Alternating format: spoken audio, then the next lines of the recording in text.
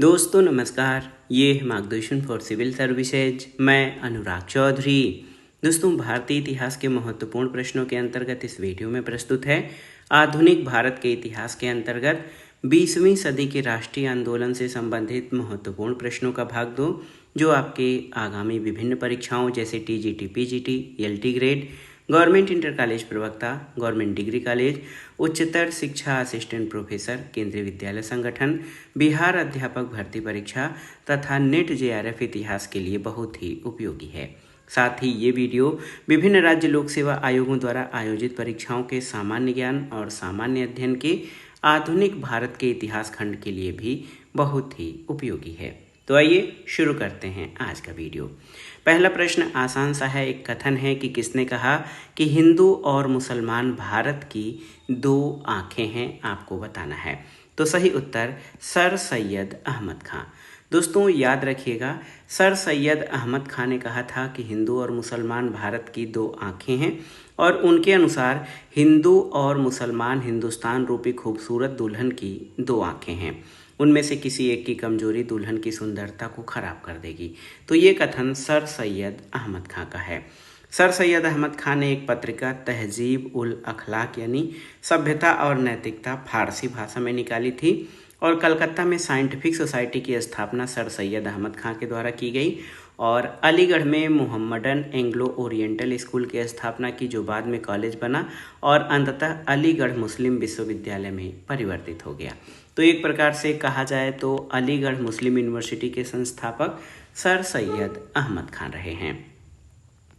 अगला प्रश्न है, हिंदू और मुस्लिम मेरी दो बेगमें हैं, मुस्लिम मेरी लाडली बेगम है, ये कथन किसका है आपको बताना है।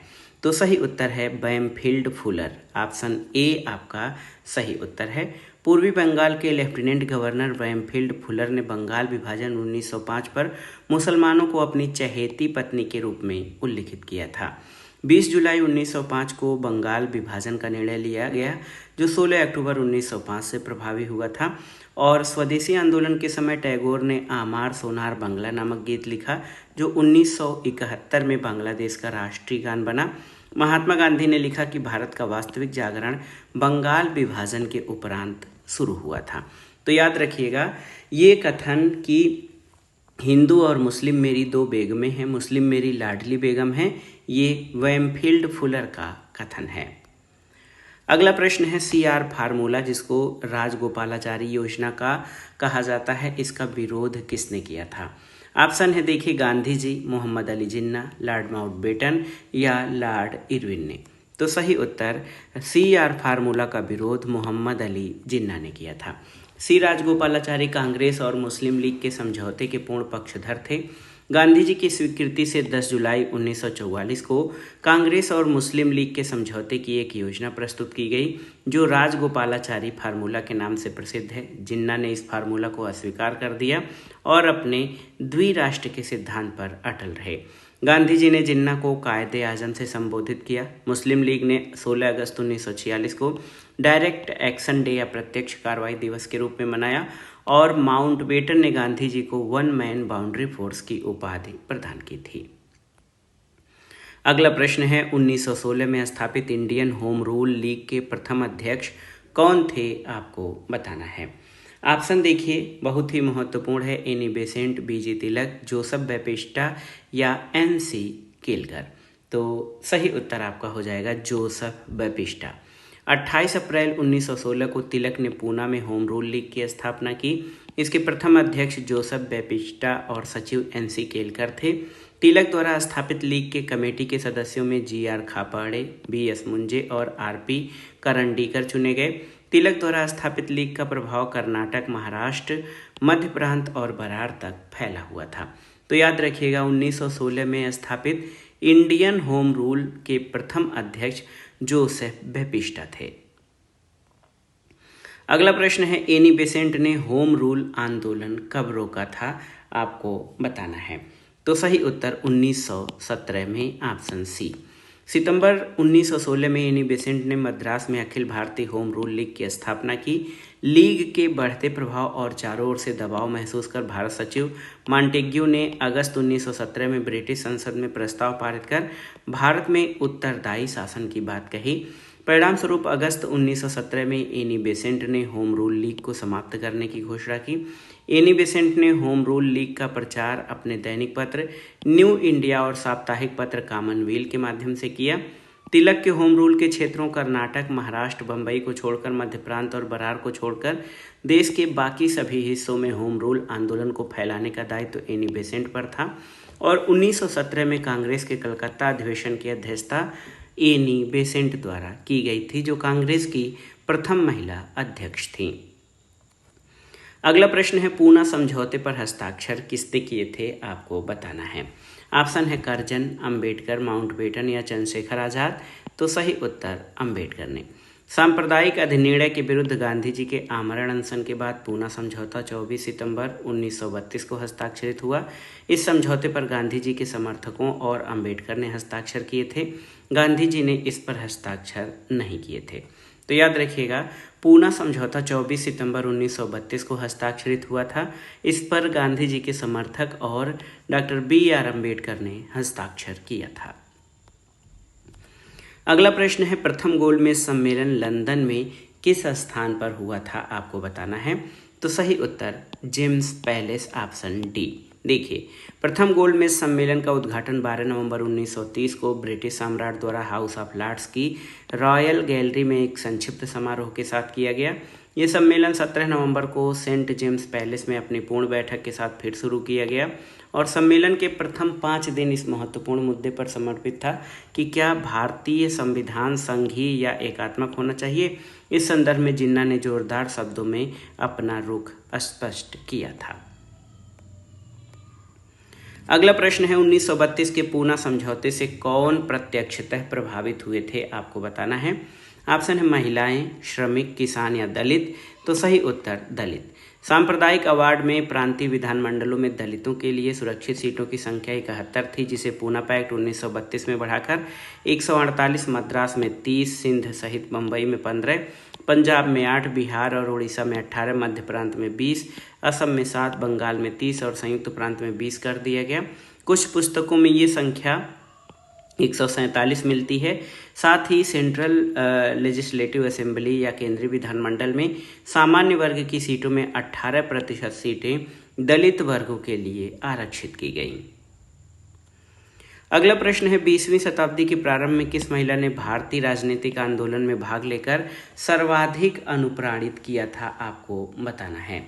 ऑप्शन है सरोजिनी नायडू, कस्तूरबा गांधी, एनी बेसेंट या रमाबाई रानडे। तो सही उत्तर एनी बेसेंट। एनी बेसेंट 1893 में भारत आई और थियोसोफिकल सोसाइटी का पूरे भारत में प्रचार प्रसार किया। एनी बेसेंट ने भारतीयों की स्वशासन यानी होम रूल की मांग को लेकर 1916 में होम रूल आंदोलन चलाया। उन्होंने न्यू इंडिया और कॉमनवेल्थ नामक समाचार पत्र निकाले। ब्रिटिश सरकार ने युद्ध के दौरान 1917 में एनी बेसेंट को नज़रबंद कर दिया। यह घटना उनके लिए वरदान सिद्ध हुई, क्योंकि 1917 में कांग्रेस अधिवेशन में उन्हें अध्यक्ष चुना गया। ये भारत के पूर्ण स्वतंत्रता के पक्ष में नहीं थीं, ये भारत को होम रूल दिलवाना चाहती थीं। इसी कारण गांधी जी से इनका मतभेद था। इन्होंने गांधी जी को शैतान तक की संज्ञा दे दी थी। अगला प्रश्न है, नेहरू रिपोर्ट किसने तैयार किया था, आपको बताना है। तो आप सभी जानते हैं, मोतीलाल नेहरू ने। साइमन कमीशन 1927 के प्रत्युत्तर में नेहरू रिपोर्ट 1928 तैयार की गई थी, जिसमें भारत के नए डोमिनियन संविधान का खाका था। इसे तैयार करने वाली सर्वदलीय समिति के अध्यक्ष मोतीलाल नेहरू थे। जवाहरलाल नेहरू इसके सचिव थे। 2 मुस्लिमों सहित कुल 9 लोग इस समिति के सदस्य थे। नेहरू रिपोर्ट 1928 में भारत के लिए पूर्ण स्वतंत्रता के स्थान पर डोमिनियन स्टेट्स यानी अधिराज्य के दर्जे की बात कही गई थी। इसमें सांप्रदायिक आधार पर पृथक निर्वाचक मंडलों के स्थान पर अल्पसंख्यकों के लिए आरक्षित स्थानों के लिए संयुक्त निर्वाचन क्षेत्रों का प्रावधान था। साथ ही इसके तहत प्रस्तावित संविधान में भारतीयों के लिए भाषण देने, समाचार पत्र निकालने, सभाएं करने, संगठन बनाने आदि की स्वतंत्रता के अधिकार सहित मौलिक अधिकारों का भी प्रावधान किया गया था। अगला प्रश्न है, महात्मा गांधी ने 1922 में असहयोग आंदोलन क्यों वापस लिया था। ऑप्शन देखते हैं। यहाँ पर देखिए, अधिकतर नेता गिरफ्तार कर लिए गए थे और जेल में थे। अंग्रेज अंशतः मांगे मानने को तैयार हो गए थे। उन्हें यह आंदोलन की सफलता की कोई संभावना नहीं दिखी, या फिर चौरी चौरा में हिंसा के कारण। तो सही उत्तर ऑप्शन डी, महात्मा गांधी द्वारा 1 अगस्त 1920 को असहयोग आंदोलन प्रारंभ किया गया। इसी आंदोलन के दौरान उन्होंने 1 वर्ष के भीतर स्वराज प्राप्त करने का नारा दिया, लेकिन 4 फरवरी 1922 को चौरी चौरा कांड के पश्चात उन्होंने 12 फरवरी 1922 को बारदोली में हुई कांग्रेस की बैठक में आंदोलन यानी असहयोग आंदोलन को वापस लेने का निर्णय लिया था। अगला प्रश्न है, निम्नलिखित में से किसके द्वारा स्वराज दल का गठन किया गया था? तो स्वराज दल का गठन चित्तरंजन दास या CR दास के द्वारा किया गया था। असहयोग आंदोलन की असफलता के बाद स्वराज पार्टी, जिसको कांग्रेस खिलाफत स्वराज पार्टी कहा जाता है, इसका गठन जनवरी 1923 में CR दास और मोतीलाल नेहरू ने किया। CR दास इसके अध्यक्ष और मोतीलाल नेहरू इसके महासचिव थे, और स्वराज पार्टी ने अपने को कांग्रेस के अभिन्न हिस्से के रूप में प्रचारित किया और साथ ही अहिंसा और असहयोग के प्रति अपनी वचनबद्धता को दोहराया था। अगला प्रश्न है, 1923 के विधान परिषद चुनाव में स्वराज पार्टी ने कहां पर बहुमत हासिल किया था? बिहार, मध्य प्रांत, मद्रास या पंजाब? तो सही उत्तर मध्य प्रांत में। असहयोग आंदोलन की असफलता के बाद स्वराज पार्टी यानी कांग्रेस खिलाफत स्वराज पार्टी का गठन जनवरी 1923 में CR दास और मोतीलाल नेहरू ने किया। CR दास इसके अध्यक्ष और मोतीलाल नेहरू इसके महासचिव थे। नवंबर 1923 के चुनाव में स्वराज पार्टी को काफ़ी सफलता मिली। सेंट्रल लेजिस्लेटिव असेंबली की 101 निर्वाचित सीटों में से 42 सीटों पर इनकी जीत हुई। मध्य प्रांत में इन्हें स्पष्ट बहुमत मिला। बंगाल में ये सबसे बड़े दल के रूप में उभरे और बम्बई तथा उत्तर प्रदेश में इन्हें अच्छी सफलता मिली थी। मद्रास और पंजाब में जातिगत और सांप्रदायिकता की लहर के कारण स्वराजियों को कुछ खास सफलता नहीं मिली। केंद्रीय विधानमंडल में स्वराजियों के नेता मोतीलाल नेहरू थे और बंगाल विधानमंडल में स्वराजियों के नेता चित्तरंजन दास थे। अगला प्रश्न है, 1940 के बाद प्रथम व्यक्तिगत सत्याग्रही कौन था? आपको बताना है। ऑप्शन है मौलाना आज़ाद, जयप्रकाश नारायण, आचार्य कृपलानी या विनोबा भावे? तो सही उत्तर आचार्य विनोबा भावे। अगस्त प्रस्ताव को पूरी तरह अस्वीकार करते हुए कांग्रेस ने गांधी जी के नेतृत्व में व्यक्तिगत सत्याग्रह शुरू किया, और ये सत्याग्रह ब्रिटिश सरकार की भारत की नीति के प्रति नैतिक विरोध की प्रतीकात्मक अभिव्यक्ति थी। व्यक्तिगत सत्याग्रह की शुरुआत 17 अक्टूबर 1940 को हुई। विनोबा भावे प्रथम सत्याग्रही और पंडित जवाहरलाल नेहरू दूसरे सत्याग्रही थे। अगला प्रश्न है, सुभाष चंद्र बोस द्वारा 1939 में किस संस्था की स्थापना की गई थी? तो सही उत्तर फॉरवर्ड ब्लॉक, ऑप्शन सी। देखिए, 1939 में त्रिपुरी संकट के बाद कांग्रेस की अध्यक्षता से त्यागपत्र के पश्चात सुभाष चंद्र बोस ने फॉरवर्ड ब्लॉक की स्थापना की, और ये संगठन वामपंथी विचारधारा पर आधारित था। अगला प्रश्न है, 2 INA मुख्यालय, इंडियन नेशनल आर्मी के 2 मुख्यालय जिन्हें सुभाष चंद्र बोस ने स्थापित किया था, वो कहाँ पर स्थित थे? आपको बताना है। तो सही उत्तर सिंगापुर और रंगून में, ऑप्शन डी। देखिए, ये बहुत ही महत्वपूर्ण प्रश्न है। 1942 में रास बिहारी बोस ने जापान की मदद से टोक्यो में INA की स्थापना की। कालांतर में INA की कमान सुभाष चंद्र बोस को सौंपी गई और इनके द्वारा INA के 2 मुख्यालय सिंगापुर और रंगून में स्थापित किए गए थे। अगला प्रश्न है, गांधी जी द्वारा आरंभ किए गए निम्नलिखित आंदोलनों का सही क्रम आपको बताना है। इसमें रोलट एक्ट आंदोलन, तो आप देखिए रोलट एक्ट आंदोलन 1919 का है। खेड़ा आंदोलन का जो वर्ष है ये मार्च 1918 है। चंपारण आंदोलन आप जानते हैं 1917 है, और अहमदाबाद सूती मिल मजदूरों की हड़ताल ये फरवरी 1918 है। तो सही क्रम आपका हो जाएगा चंपारण 1917, फिर अहमदाबाद मजदूर आंदोलन, उसके बाद खेड़ा आंदोलन, फिर रोलट एक्ट आंदोलन। 3, 4, 2 और 1। देखिए ये आपका सही क्रम हो जाएगा। ऑप्शन बी आपका सही उत्तर हो जाएगा। दोस्तों, चंपारण आंदोलन बिहार के किसानों की नील की खेती से संबंधित था। अहमदाबाद आंदोलन अहमदाबाद के मिल मजदूरों के प्लेग बोनस के विवाद से संबंधित था। और खेड़ा आंदोलन खेड़ा जिले में फसल नष्ट होने के बावजूद किसानों से लगान वसूली से संबंधित था। अगला प्रश्न है, माउंटबेटन प्लान या माउंटबेटन योजना कब प्रस्तुत की गई थी, आपको बताना है। तो उत्तर है 3 जून 1947 को। 20 फरवरी 1947 को इटली ने हाउस ऑफ कॉमन्स के समक्ष बयान दिया कि जून 1948 से पहले अंग्रेज भारत छोड़ देंगे। इसी परिप्रेक्ष्य में मार्च 1947 में माउंटबेटन भारत आए और 3 जून 1947 को माउंटबेटन प्लान प्रस्तुत किया गया। माउंटबेटन शीघ्र ही सत्ता हस्तांतरण संबंधी वार्ताओं के दौरान इस निष्कर्ष पर पहुंचे कि भारत का बंटवारा तथा पाकिस्तान की स्थापना आवश्यक हो गई है। माउंटबेटन द्वारा तैयार की गई भारत विभाजन की योजना को माउंटबेटन योजना के नाम से जाना जाता है। ब्रिटिश संसद द्वारा 18 जुलाई 1947 को भारतीय स्वतंत्रता अधिनियम पारित किया गया और इसी के तहत 15 अगस्त 1947 को भारत को स्वतंत्रता प्रदान कर दी गई थी। अगला प्रश्न है, गांधी जी द्वारा दांडी यात्रा कब प्रारंभ की गई थी, आपको बताना है। तो सही उत्तर है 12 मार्च 1930 को। 12/3/1930 महात्मा गांधी ने 12 मार्च 1930 को अपना प्रसिद्ध दांडी मार्च शुरू किया। उन्होंने साबरमती आश्रम से 80 चुने हुए साथियों के साथ सत्याग्रह के लिए कूच किया। 24 दिनों की लंबी यात्रा के बाद उन्होंने 6 अप्रैल 1930 को दांडी में सांकेतिक रूप से नमक कानून भंग किया और इस प्रकार नमक कानून तोड़कर उन्होंने औपचारिक रूप से सविनय अवज्ञा आंदोलन का शुभारंभ किया। सविनय अवज्ञा आंदोलन गांधी जी के नेतृत्व में पूरे देश में फैल गया। तमिलनाडु में गांधीवादी नेता सी राजगोपालाचारी ने तिरुचेनगोड आश्रम से तिरुचिरापल्ली के वेदारण्यम तक की नमक यात्रा की थी। अगला प्रश्न है, दांडी कहाँ पर स्थित है, आपको बताना है। तो दांडी जो है ये आपका गुजरात में जो है नवसारी जनपद में स्थित है। महात्मा गांधी 12 मार्च 1930 को साबरमती आश्रम से 80 सहयोगियों के साथ पैदल चलकर 24 दिनों में लगभग 390 किलोमीटर की यात्रा कर दांडी गुजरात के नवसारी जिले में पहुंचे, जहां 6 अप्रैल 1930 को उन्होंने नमक कानून भंग कर सविनय अवज्ञा आंदोलन का प्रारंभ किया था।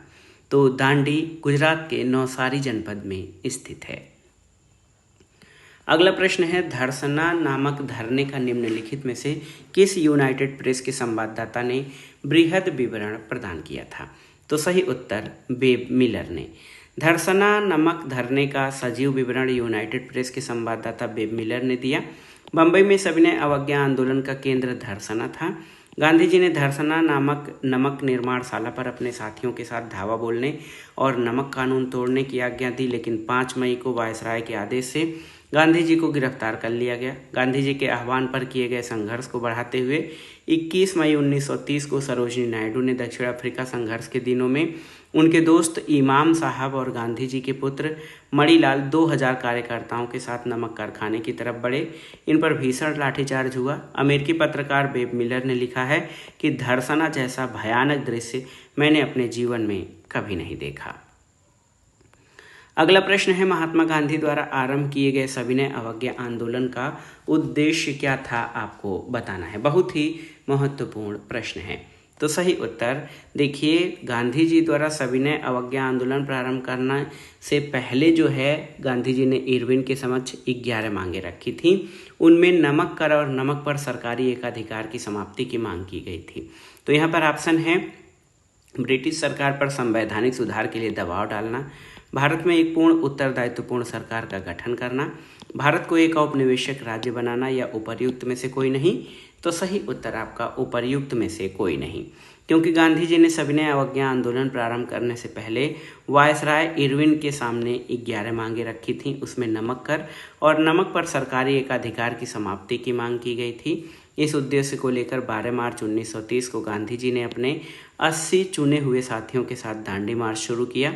6 अप्रैल 1930 को महात्मा गांधी ने दांडी में एक मुट्ठी नमक हाथ में लेकर सविनय अवज्ञा आंदोलन का श्री गणेश किया।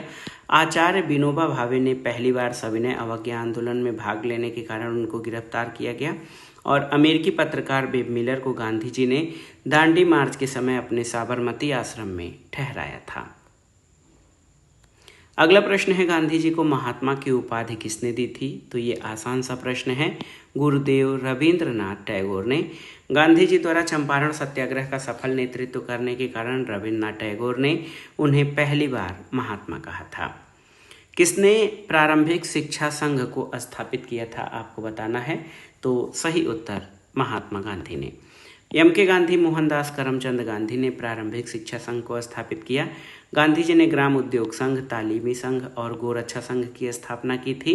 तो याद रखिएगा, महात्मा गांधी ने प्रारंभिक शिक्षा संघ को स्थापित किया था।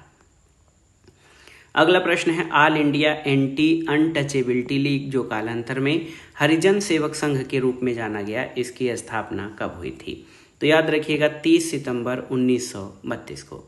महात्मा गांधी द्वारा स्थापित all India anti untouchability league, जो बाद में हरिजन सेवक संघ के रूप में जाना गया, इसका गठन 30 सितंबर 1932 को हुआ। इसके संस्थापक अध्यक्ष GD बिड़ला यानी घनश्याम दास बिड़ला और सचिव अमृतलाल ठक्कर थे।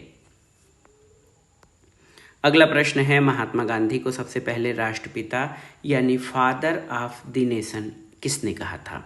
तो सही उत्तर है, महात्मा गांधी को सबसे पहले सुभाष चंद्र बोस ने राष्ट्रपिता कहा था। महात्मा गांधी को राष्ट्रपिता सुभाष चंद्र बोस ने कहा था। 6 जुलाई 1944 को सुभाष चंद्र बोस ने आज़ाद हिंद रेडियो पर बोलते हुए गांधी जी को कहा कि भारत की स्वाधीनता का आखिरी युद्ध शुरू हो चुका है। राष्ट्रपिता, भारत की मुक्ति के इस पवित्र युद्ध में हम आपका आशीर्वाद और शुभकामनाएं चाहते हैं। अगला प्रश्न है, सूची 1 का सूची 2 से सुमेलन करिए और दिए गए कोड से सही उत्तर का चयन करिए।